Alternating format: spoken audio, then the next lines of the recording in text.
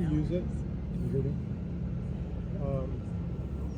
We're going to go ahead and start the services here with military honors from the United States Air Force, and following that I'll give the program as outlined.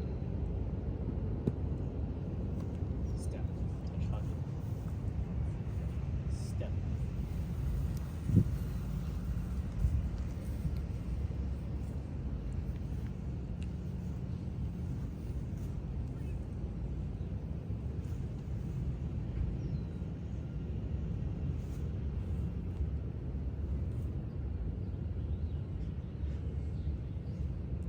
Firing 40!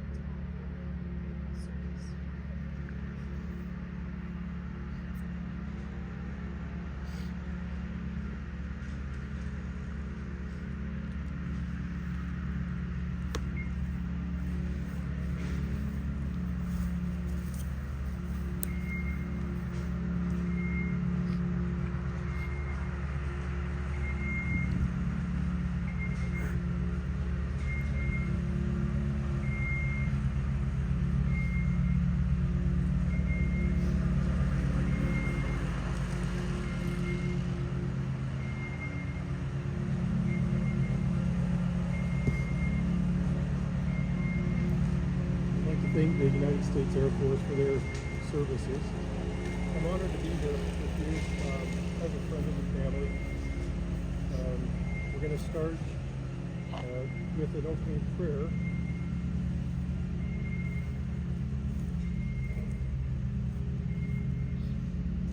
By Jim's brother-in-law, Brian Elmer. Following that, his granddaughter Stacy will read the obituary. And then a eulogy will be given by his daughter, Trish. And we'll go to that point.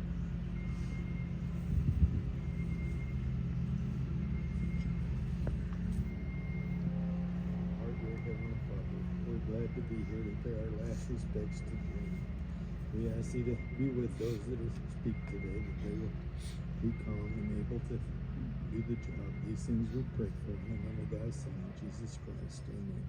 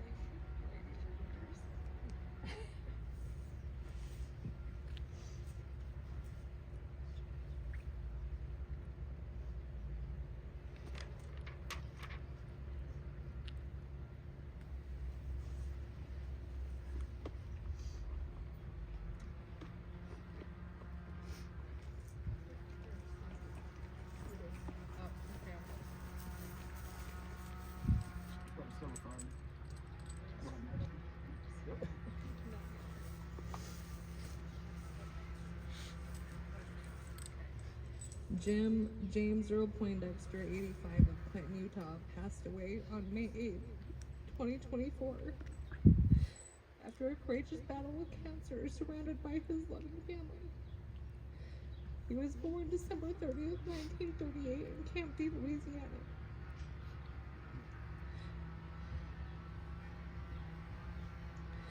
Jim, a dedicated veteran, served in the United States Air Force for 22 years, earning respect and honor through his military associations. He retired from the Air Force as a senior master sergeant. After his military service, Jim pursued a career at the United States Post Office in Clearfield, Utah, where he retired after 20 years of service. Jim married Wynnell August 1964 in Elko, Nevada. They had 3 children and later divorced. In his free time, Jim was an enthusiastic fan of the Yankee baseball team, an avid bicyclist and tennis player. He also enjoyed fishing and boating with his friends and family. Jim leaves behind a loving family, including his children, Tricia A. Yablon, Jeffrey of Seabeck, Washington, Marcel D. Blair of Ogden, Utah, and James I. Poindexter of Kaysville, Utah. He is also survived by his grandchildren, Morgan Campbell and Brandon of Roy, Utah, Stacy Baugh and Ryan of Layton, Utah, Mason Blair of Winnemucca, Nevada, and Caitlin Montgomery and Kyle of Kaysville, Utah, as well as his great-grandchild, Lola Campbell. He was preceded in death by his mother, Daisy. I don't know how to say her last name. Publé. Huh? La Publé. Father Eli Poindexter, brothers Eli and Ray Poindexter, sister Doris Ross Kelly, and grandson Brady Baugh.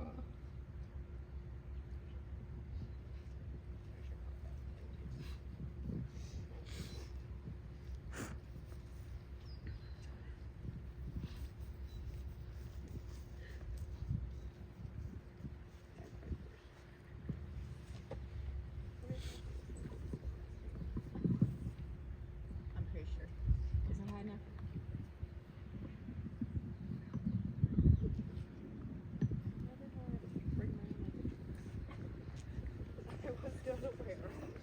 Should have known that. I think that everybody here knows that Dad will be placed with my son Brady. I'll talk a little bit about that. As I was reflecting in the shower this morning, I thought,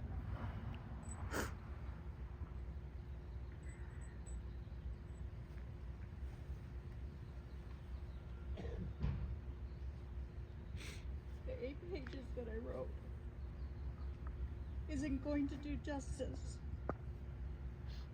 for everything that my dad did. So I practiced this lots of times without crying, and I'm sure I can do it.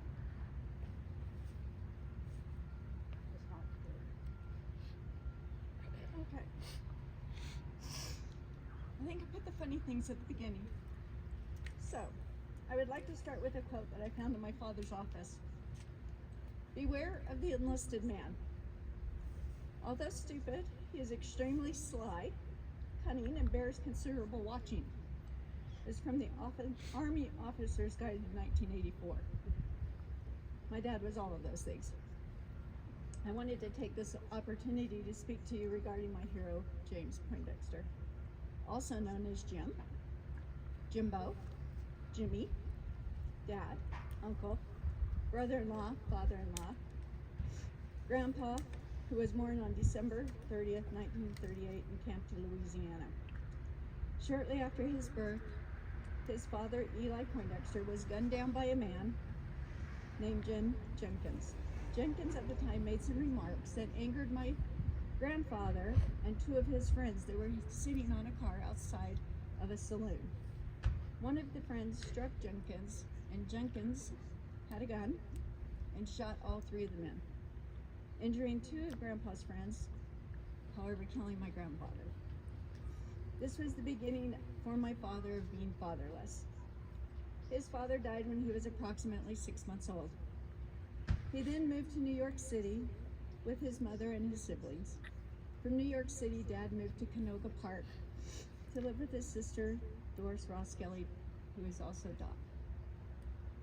Dad graduated in 1956 from Canoga Park High School, where he was in the Radio Science Club.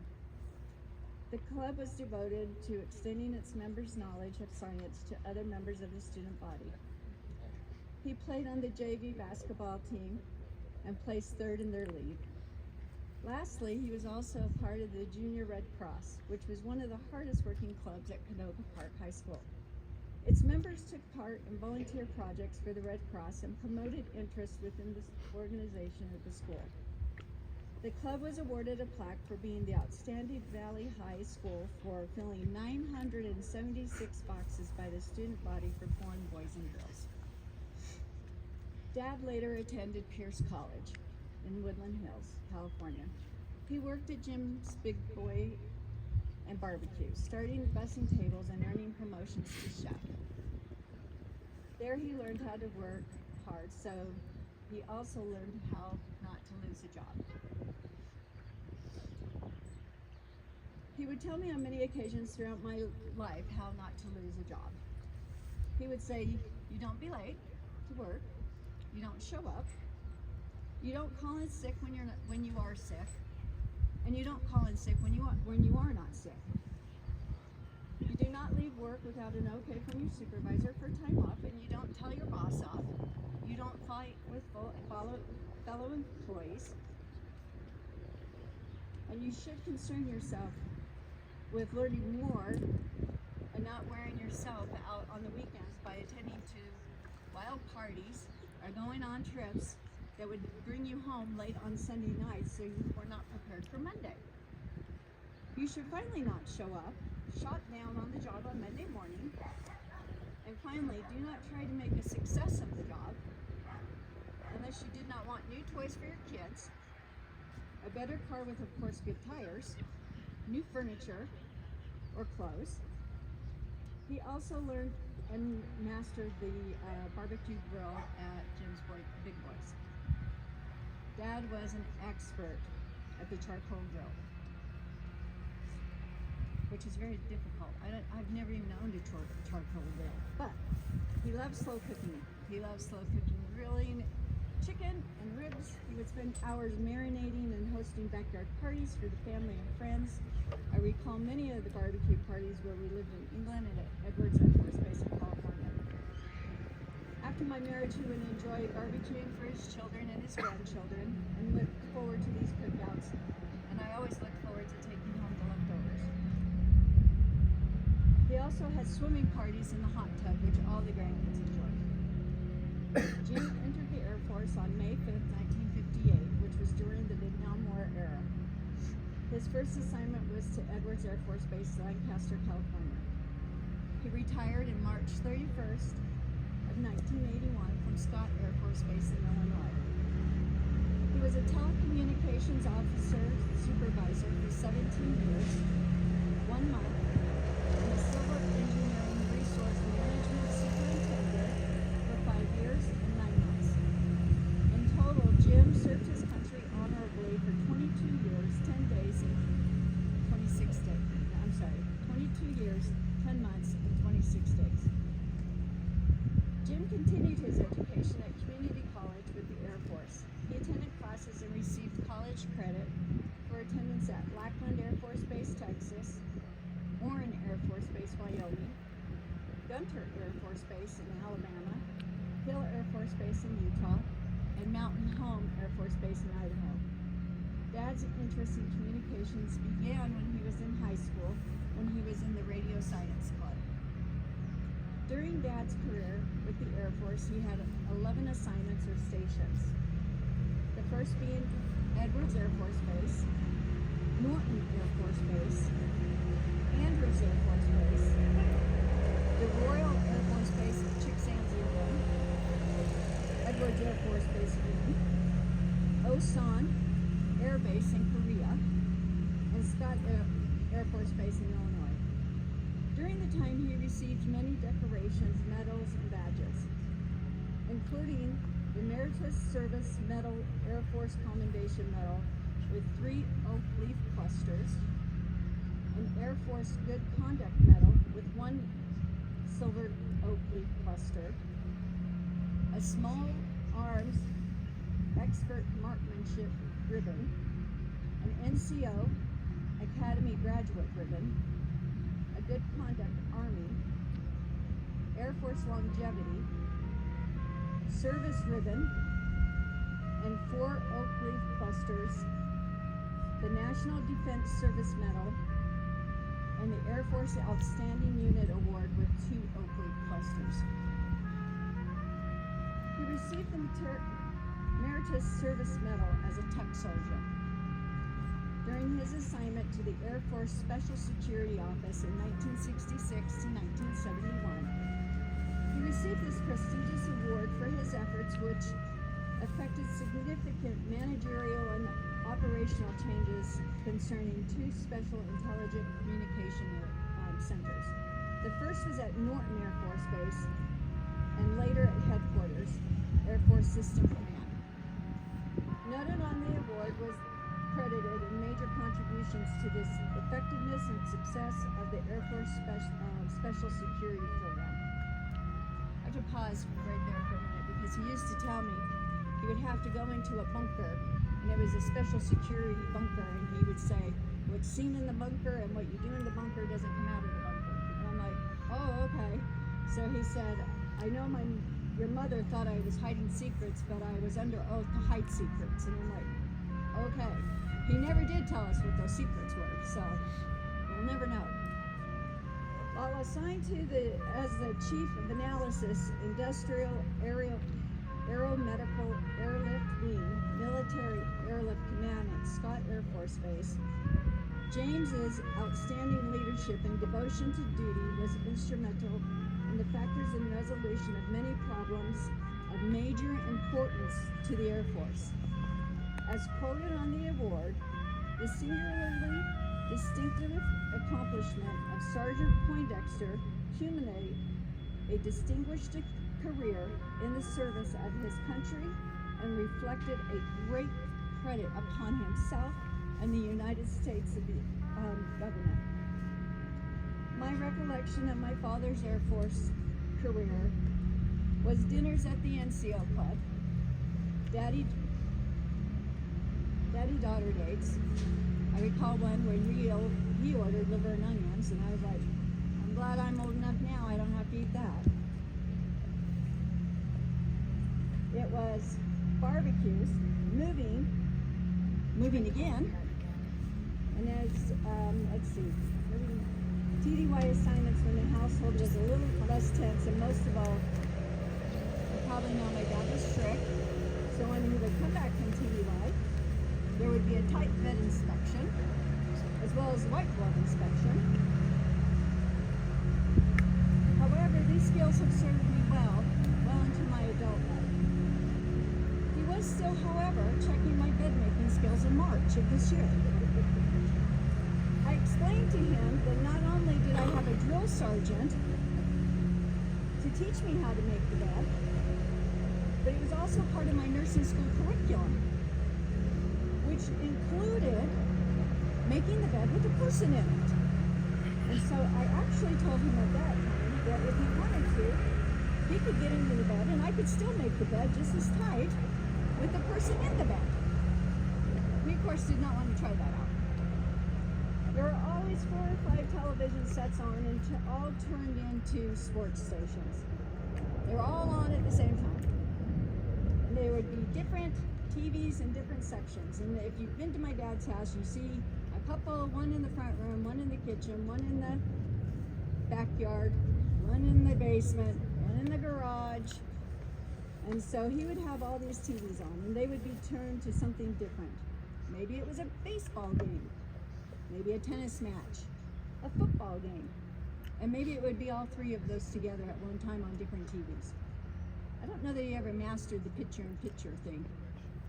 Some of his favorite teams were the Yankees, the Rams, and the Redskins. Growing up, he taught us how to correctly answer phones with our last name, followed by the residence, and how we might be able to help.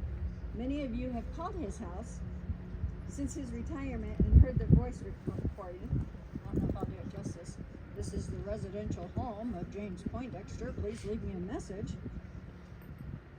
He was always very formal, including when he dressed up. His scarf, shirt, slacks, sweaters, socks, all matched, and he looked like a GQ model, especially when he would take my mother out on the town. I remember watching him shave his face, lathered like Santa, and smelling like Christian Dior. Even when he was sick, it was important for him to look his best that he could, coordinating all of his accessories and making sure that he had his favorite aftershave on. After my father's prestigious career with the Air Force, he found himself seeking employment and an opportunity for a second career. Many of you remember Jim as the postman, or when he tended to and assisted patrons at the Clearfield Post Office. He retired from the post office after 20 years of service on May 16, 2002. He would often tell me how he started with the post office as an ad-needed on-call employee. He proved his dedication to the job and quickly was given a part-time position and then a full-time position. Early on in his career, he worked as the only employee at the Freeport Center, working in the office, sorting mail, driving a large mail truck, which required a CDL license, and he received many awards while employed at the post office. Dad shared with me that while he was working at the post office, he received a call that Stacy, his granddaughter, had been born 3 months early, weighing only 2 pounds and 1 ounce. He told me he went to the postman, or the postmaster, and told him that he immediately needed to leave, and that he would be away from work, not only until I was stable, but when he knew that Stacy was out of harm's way. He always fondly called her Tough Stuff. He had many nicknames for his grandchildren.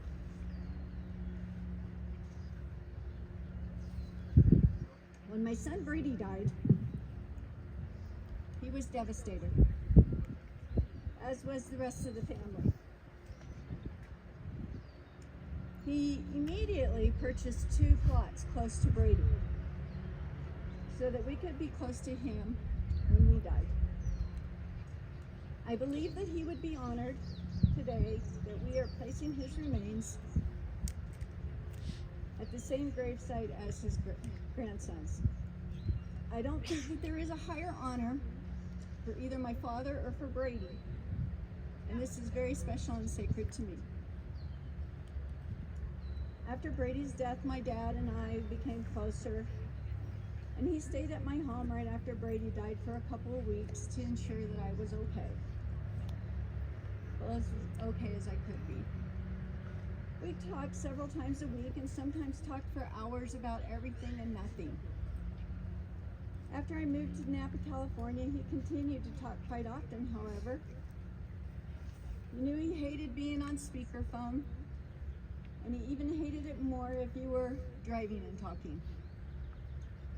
I would try to explain to him that as a hospice professional, I was on the road a lot, and it seemed to me that driving on the road, I was wasting time, and that I really wanted to make my time meaningful and call and talk to my dad. Many times he would tease me, but he would still discourage it. Even with a hands-free unit, he hated that.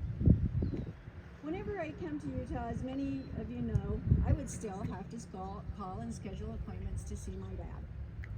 It was not at all courteous to just drop by and see Dad. Often he would not answer the door or the phone, and if he did, he might explain that it was just not a good time for him. I believe that behavior he probably received from the military. We would talk again about the family, my career, the grandkids, and all of the lists of projects that he had to attend to. He absolutely, of course, would not have any assistance with any of those projects.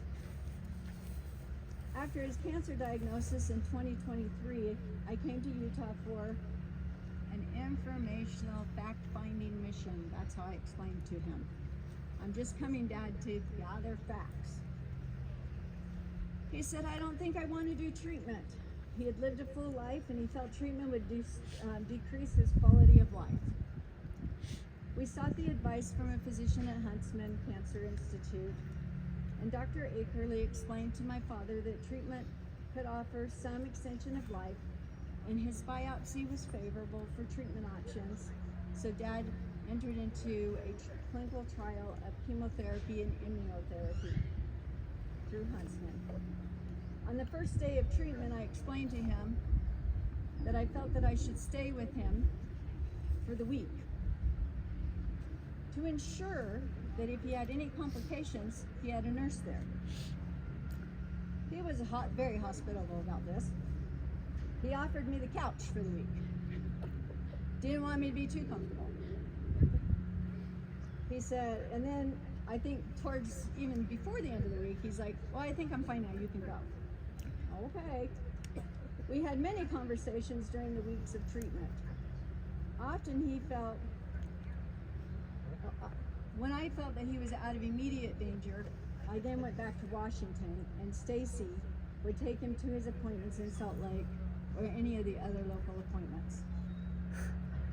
Stacy has told me before that she would take him to some of his appointments.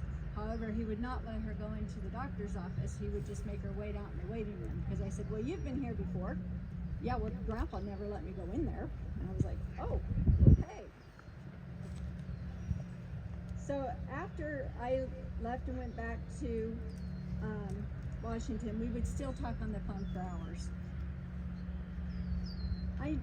My husband, Jeff, could never really understand how I could talk to somebody for hours about nothing and everything.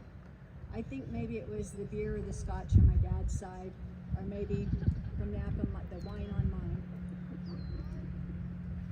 I returned to Utah in October 2023 to find out his tumor had advanced, and we decided to embark on radiation treatments for pain and symptom management.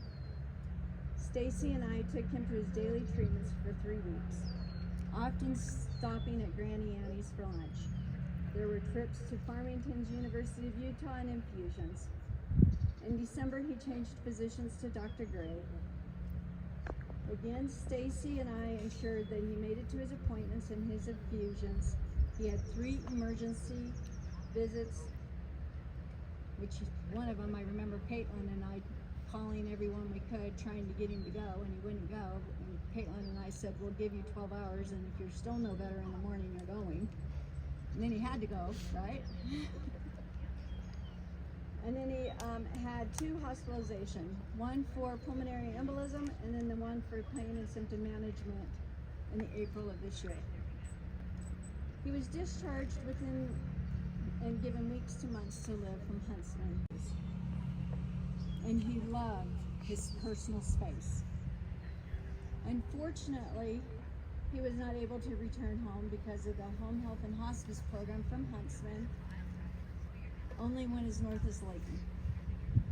So it was decided that he would spend his last weeks with Stacy and Ryan. The Huntsman's nurses, nurse practitioners, the therapists, the ancillary staff were excellent. Midge always greeted them with a wagging tail and full of curiosity. James, my brother, took off work from the time he was admitted at Huntsman until his death on May 8th, and visited every day, spending many hours at a time. Caitlin and Kyle visited almost every day, helping and encouraging.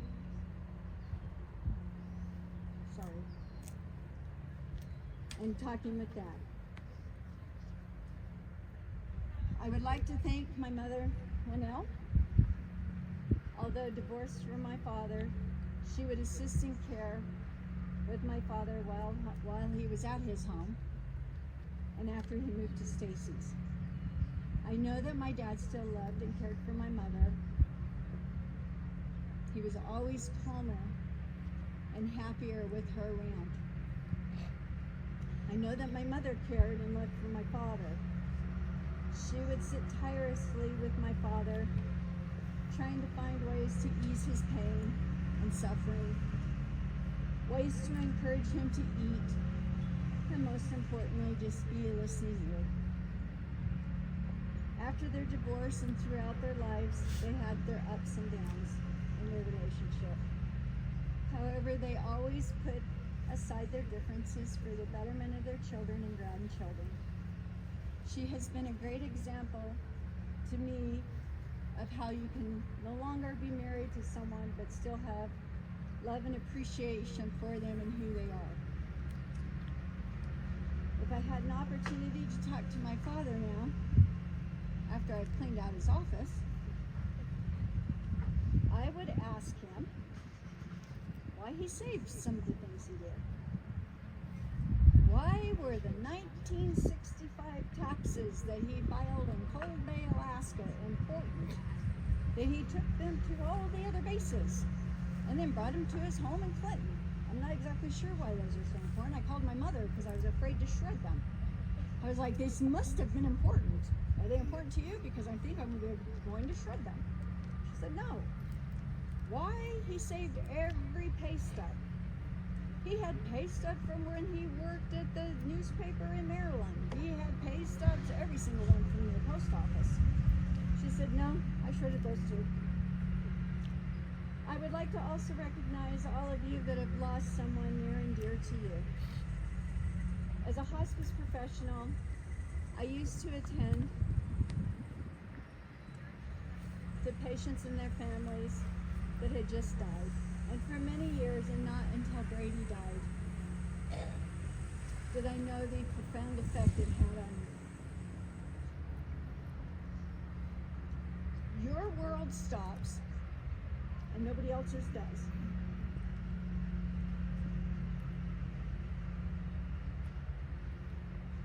People still go to work. They drive crazy, not with Aloha.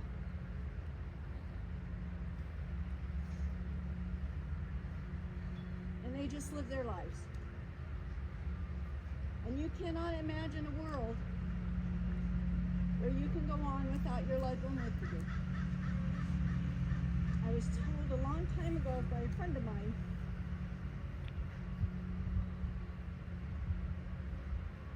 you get up, you go to work, you come home, you go to bed. You do that every day.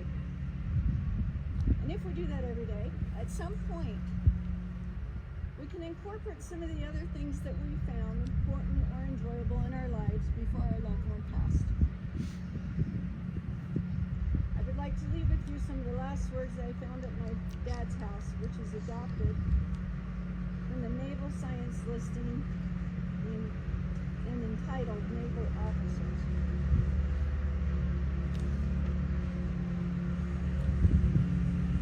So it says the Army and Air Force officers. I probably should have had this engraved somewhere. Colonels and generals. Colonels and generals leap tall buildings in a single bound. They are faster than the speeding bullets. They are stronger than locomotives. They walk on water consistently. They talk with God. Lieutenant colonels must take a running start to leap over the tall buildings, are as fast as the speeding bullets, and are stronger than bull elephants and walk on water in emergencies. They talk with angels. The majors, they fall over shorter buildings, are occasionally hit by the speeding bullets, are stronger than the bull, they float on water, and they talk to themselves. The captains walk around the buildings, are ignored by the speeding bullets, they shoot the bull, they drink water, and they argue with themselves. The lieutenants cannot recognize buildings. They have a high mortality rate. They smell like bull. They pass water in emergencies. They argue with themselves and lose. Master sergeants order buildings to leap over them. They catch the bullets and they chew them up. They stop locomotives and they chew them out. They walk under the water and bear up the colonels and the generals, and they are God.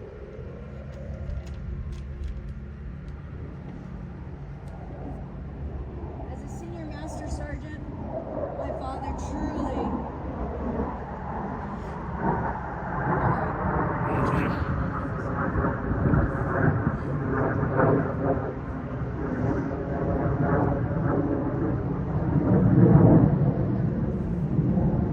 we ordered a flyover as well.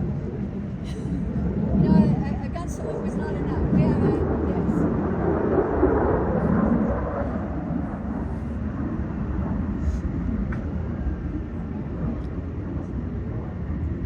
As a senior master sergeant, my father truly believed in the Army and Air Force officers listed. Dad was courageous.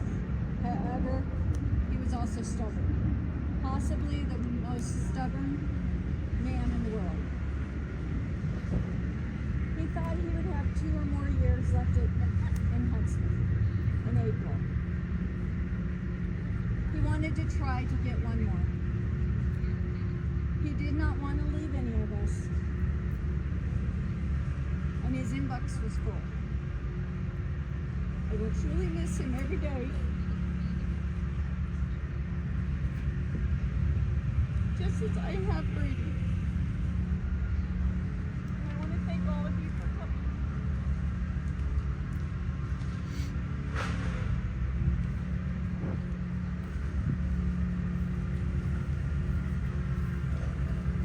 Thanks, Trish. We're going to open up the mic for those of you that would like to come forward and share a few thoughts. Afterwards, Brad Baugh, former son-in-law, a good friend of Jim. So those that wish to come forward and share some thoughts are welcome to do so.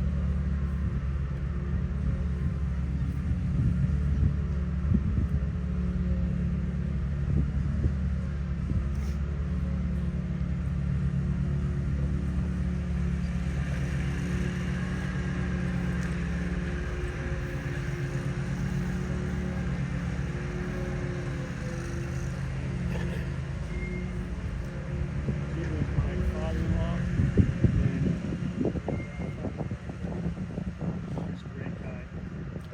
And my dad passed about 10 years ago. He never really had anybody to talk to about sports, except for Jim. Jim and I would talk for a long time about sports. sports and mutual interests. And he was always knowledgeable, humble, and wise. And I will dearly miss him.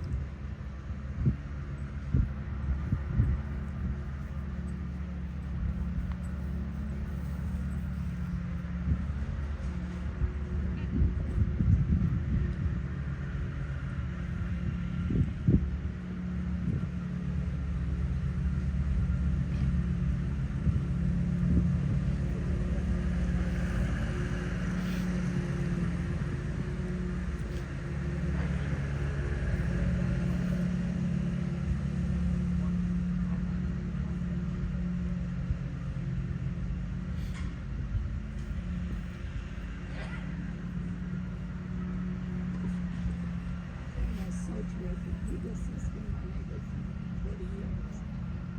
But he just was always there for me and my husband. Whenever we needed anything, but he just was great friends. But he was always so kind to all the children in the neighborhood. They all loved him. He always had treats for everybody. And my husband died 8 years ago. It's really funny because all of a sudden my garbage can would just always go out on my knee. After it was empty, they would come back in. He was doing his own out in his gym very quietly. He didn't want any credit. He always made sure that it was out. We always would have him over for dinner. And if he wasn't dressed, as White Bear said, he had to be dressed for the days. If he was working in his garden, he would decline. But he never declined a to-go box. And my husband would load it up and go out to the fence and say, Jim, got something for you. It's different. He loved cooking. He loved to for somebody to fix it. But he just was always so kind. I will miss him so much. He was just a wonderful, wonderful person. And all of us neighbors knew that if they ever needed anything, Jim would always be there. And my goodness, he was a true friend.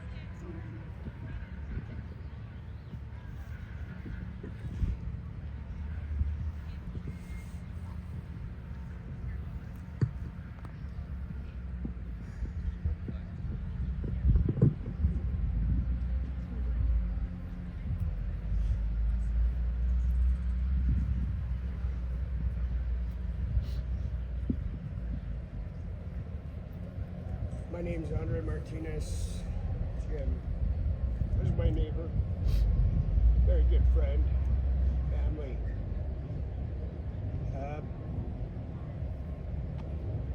He's gonna be missed, very much so. Good friends with my mom, 40 plus years in the neighborhood, Carolyn, Kendall. I just wanna share a moment. One thing you don't do is blow the postmaster's mailbox up. I was a neighborhood clown. My dad gave me some M80s, and I tied 4 of them together, and Carolyn's was one of them, and Tony Wilkes was another one. And tied them together and put them in the mailbox and lit them, and boom. He never got mad at me. Never told my dad. Until I grew up. And he finally told my dad. He said, I never wanted to make that kid in trouble because I knew he would amount to something. I didn't want to get him in trouble, which he could have. But he never did. Didn't even tell my dad, didn't even tell my mom. But I worked for that man for 3 weeks as a master sergeant. I was cleaning nooks, crannies, and I never thought that I could clean. Painted mailboxes, cleaned everybody else's yards. Great man. And I thank him for always being supportive for our family. For Halloween, he would bring over treats to all my kids. We always called him Jim Deere. And just a moment that I wanted to share. Thank you guys. Up, Jim.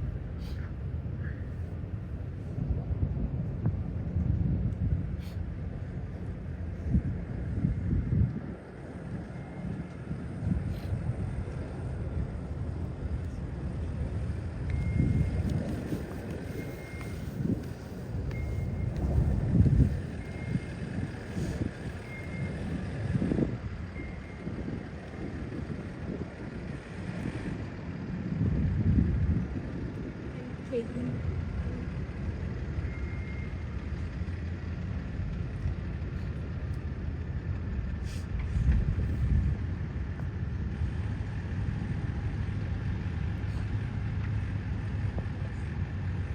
I'm Jim's granddaughter, also known as Pudge.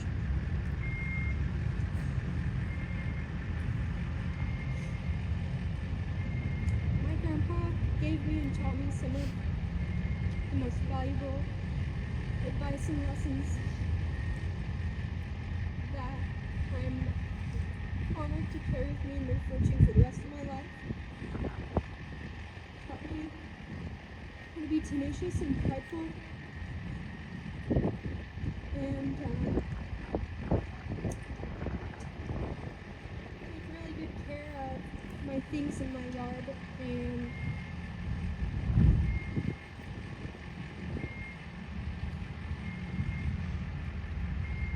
if you ever wanted the most practical advice, you could always go to him.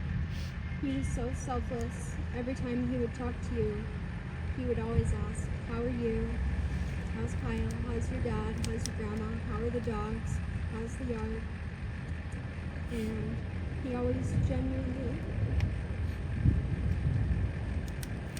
was inquiring because he cared so much.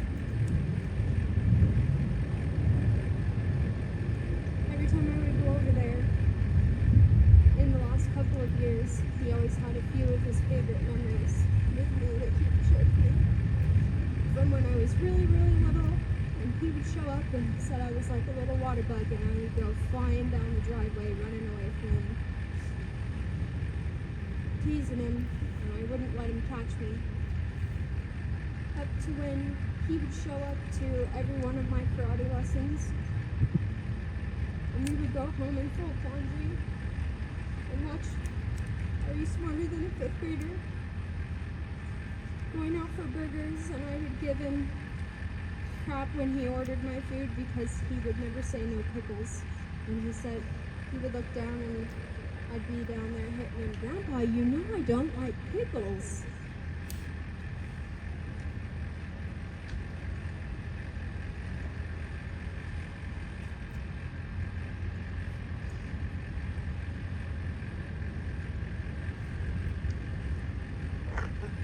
I'm gonna miss him so much.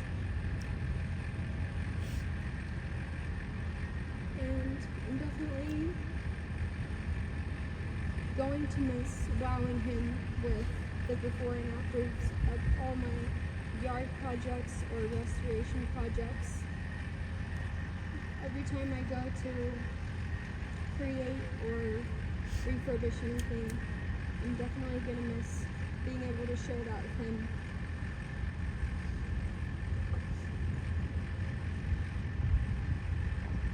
I'm not holding this. I'm shaking, so I will drop it. All right, can you hear me? Okay. I'm Pork Chop Morgan. I am the oldest granddaughter. My best childhood memories are with Grandpa.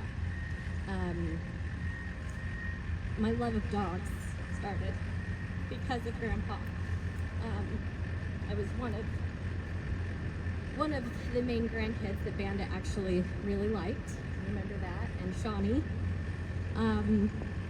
Those were my favorite dogs growing up. Don't remember a whole lot about them, but I remember how much Grandpa adored them and how he spoke to them and the treats that he always had for them.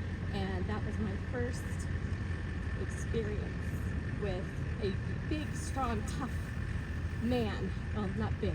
You guys know what I mean. Big personality. this really admirable man who's a father figure in my life, who treated animals like they were children, like they were human, they were worthy of just as much love as anyone else.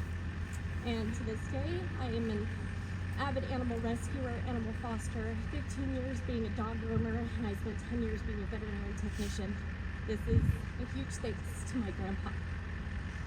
I'll never forget our childhoods in the hot tub and on the deck. Dinosaur shaped cookies. The rubber bands that he would collect, he would put them in a ball. It was the funnest thing. Loved rubber bands that came off the newspapers. I still have a slight hoarding obsession with rubber bands, and I know it comes from there. And I have to really work hard to drop the rubber band out of my hand and throw it away, because it drives my husband crazy.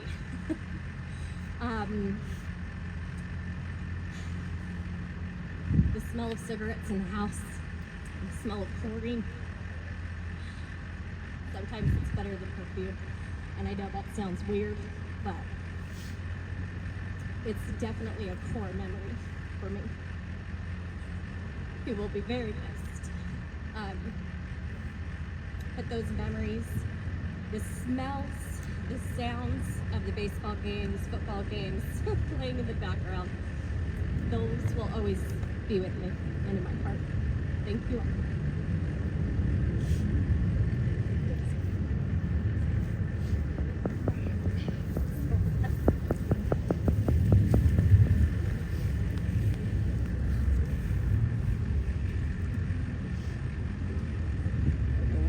I can do this.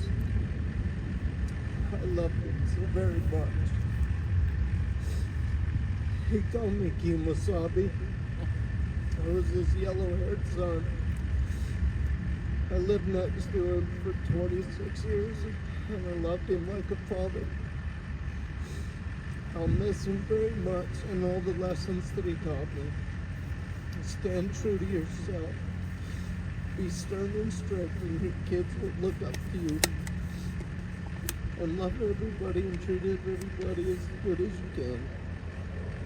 I also have a love for animals, and that'll never die. He instilled even more into me. And loved all the animals that I kept around my house as much as I did. Pop, I love you, and I'm gonna miss you.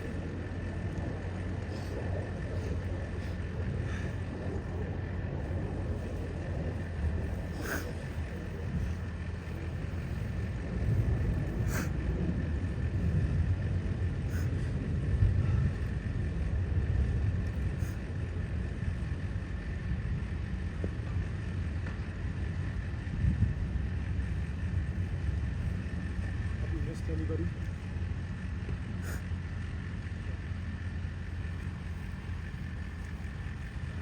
So Jimbo kind of got me good here. He's been taking care of this grave for almost 12 years. Not one time did he tell me that he bought the only adjoining spot that my dad hadn't already bought. So he's trying to pull one over on us. So since we didn't know that at the time, Stacy and I decided we'd do him one better and see if we couldn't bury him with Brady. And it turns out we could do it. And here we are. And him and Brady are both milling about here somewhere in his group.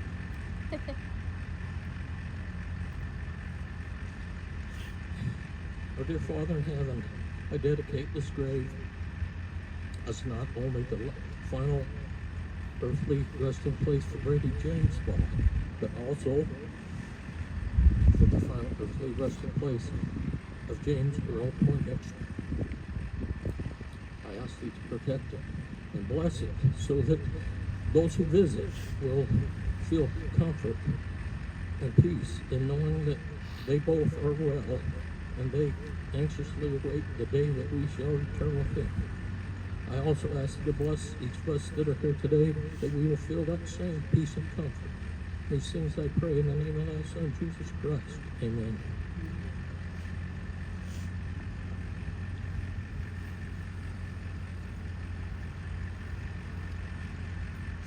Just want to express appreciation to all of you for your attendance here.